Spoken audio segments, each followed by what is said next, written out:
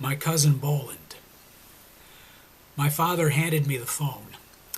I knew he would, but I'd waited patiently as Dad heard what Cousin Boland was saying about the remote topic of the family plot in Carbondale. This was small talk for Boland. He sent documents about family history to Dad, with key phrases circled in what looked like charcoal pen. He was always hoping Dad would choose burial plots for each member of the Weems family in Boland's aunt's, my grandmother's, hometown.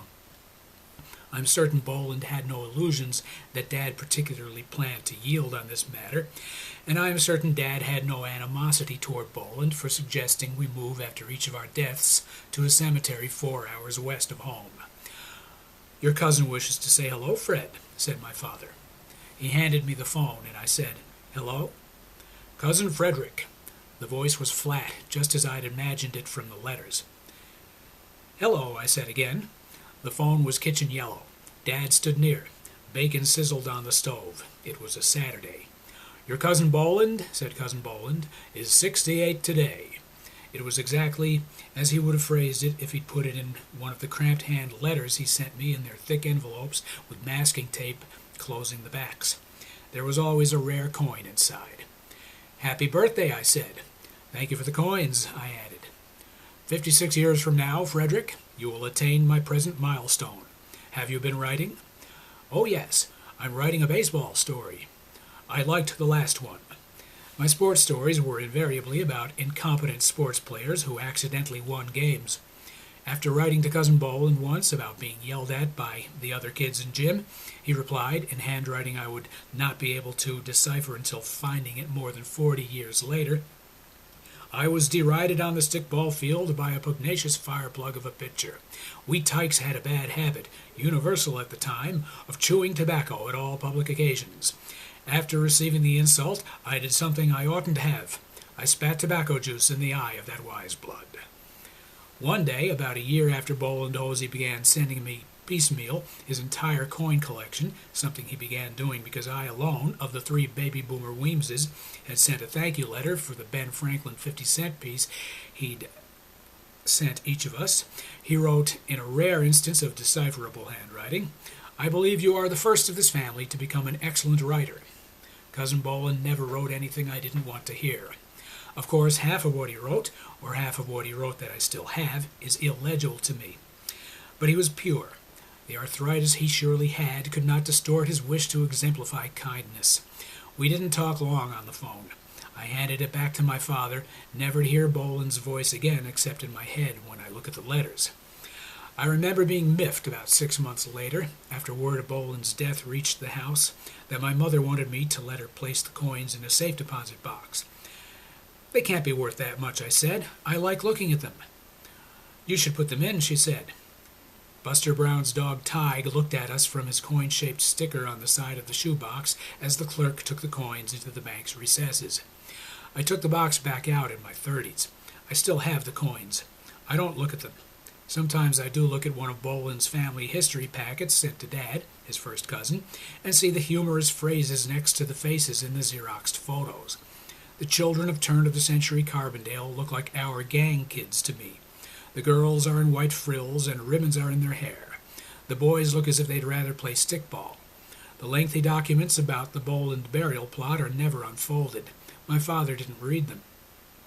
Cousin Boland was only partly shaped by his hometown. If you spend your first 10 years in a largish mining town, of course, I'm sure you don't forget it. But he left Carbondale when he was around the age I was when I received the first coin. He went to what an employer of mine once called the biggest small town in America, Chicago. If Boland was 68 in 1972, which he was, then he was of Chicago by 1914. By the time he died, which was in 1972, shortly after he sent me the last coin, he'd been, for decades, an employee of the Chicago Parks Commission. I have absolutely no idea of his status in that body. We have one photo of Chicago-era Boland. He is alone, standing at a tilt, somehow, in what could either be a small, comfortable-looking living room or the outer room of a funeral parlor. His is the snowy hair, in this picture, of the recently retired appointee. The neat black suit, the tips of the handkerchief peeping over the pocket top, the polished but not gleaming shoes, show a man in Sunday garb, business attire, or something else altogether. My youthful bride died yesterday, he wrote me. I suppose I did not want to hear that. He'd mentioned her in several letters the first year he wrote. I hadn't known she was ill. I'd often write, Dear Cousin Boland, I'm sorry not to have written sooner. How are you? How is your youthful bride? At the age of 11, I was undecided as to how to answer. I typed one or two false starts. I typed on the Royal typewriter from 1926, which my mother had given me. I emphasized startling words in red, but I had no wish to startle in this letter. In somber black letters I typed, I am sorry to hear the news of your youthful bride. Appointees in retirement are proper, and his thank you came. In his new letter he added a P.S. You remember me when all others seem to have forgotten. An odd anecdote about Boland Hosey comes to mind. Sometime in the late 40s, after Dad got back from World War II, he visited an uncle of his, or perhaps a cousin. This was a doctor in Chicago. I can't remember, as you can tell, if this then was Boland's older brother, a cousin of Boland's, or an uncle of his. I'd remember if Dad had told me it was Boland's father. In any case, my father took a trip from Kearney, New Jersey to Chicago to see his relative about surgery. Nana, my grandmother, Boland's aunt, was, though a coal miner's daughter, the sister of several doctors. She, too, grew up to be a doctor, not a typical gig for a woman born in 1891.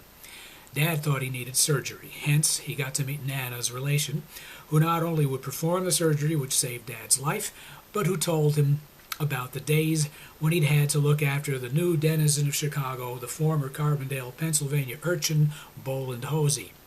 After showing Dad the bullet holes in the outside wall of his office, the marks of gangland frolics of the 20s, he told Dad that 10-year-old Boland had worried him one day with the news that he'd been doing something lucrative.